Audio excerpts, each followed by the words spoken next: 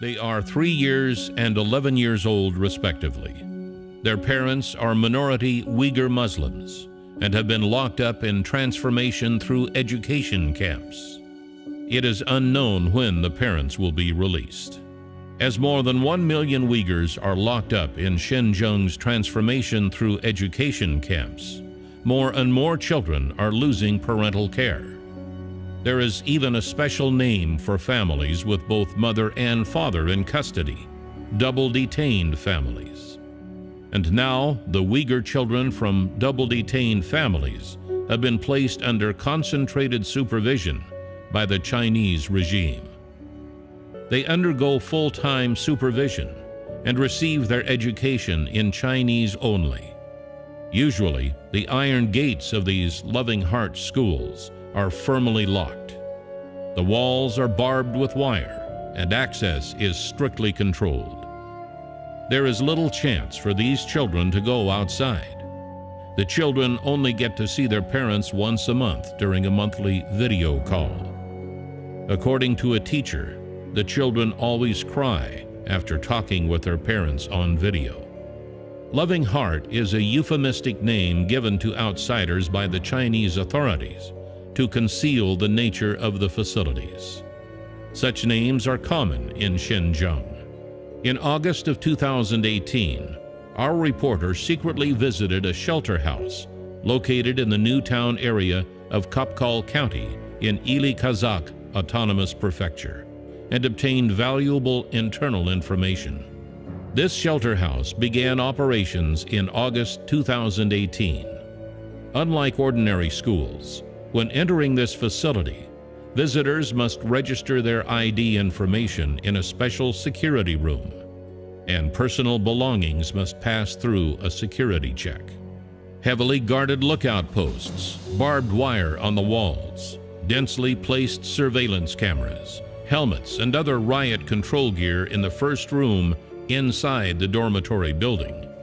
A map of China is hung in the dorm, and the walls are covered with propaganda slogans such as "I'm Chinese, I love my country," and "always follow the Communist Party." The government even allocates military instructors to provide military training to these young children. Although there is a full range of facilities in the shelter house, this does not seem to make up for the children's pain of losing their parents. Instead, this experience will undoubtedly be traumatic and impose a lifetime of consequences on them.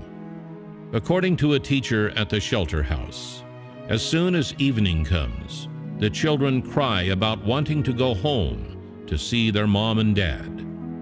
This is quite a headache for the teachers who have been involuntarily deployed by the government. Emotional distress is not an isolated phenomenon. A teacher who previously worked at a welfare home, which is similar in nature to a shelter house in Bola City, told the reporter that more than 200 Uyghur children who were housed at that facility had very unstable moods. Some of them even tried to ingest laundry detergent or swallow fish bones to harm themselves. And some children asked, "Is this welfare home a jail?"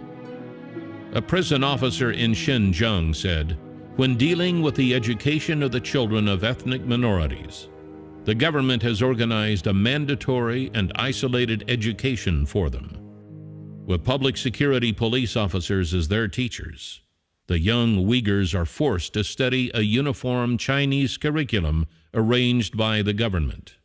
They must speak Chinese, eat pork, wear Han clothes, and live according to the Han people's habits and tradition. They are restricted to this environment, with no chance to contact the outside world. Indoctrinated with such a heavy-handed and forced education, these children of ethnic minorities become unconsciously obedient to the Chinese Communist Party government." In 2017, similar Loving Heart schools, together with transformation through education camps, have appeared in large numbers in Xinjiang. According to sources, in Lorp County alone, 11 Loving Heart nurseries for children aged 1 to 3 years and 9 Loving Heart kindergartens for children aged 3 to 6 years have been built. 7 Loving Heart full-time nursery classes have been set up in junior and senior middle schools. Among them, Shenhua Kindergarten's Loving Heart full-time nursery class teaches 150 toddlers aged 1 to 3 years old.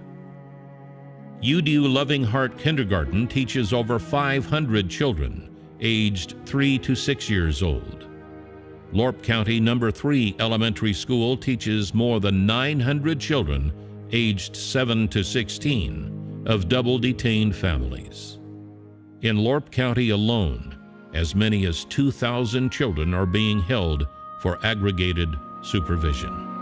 As the reporter was ending the interview, many more Uyghur children were being sent to the shelter house in Kapkal County. Among them, the oldest is 17 or 18 years old. The youngest is only 3 years old. While waiting to register, the children looked into the distance with complex expressions on their faces. Perhaps this is the last free time they will have before being placed in state-forced indoctrination.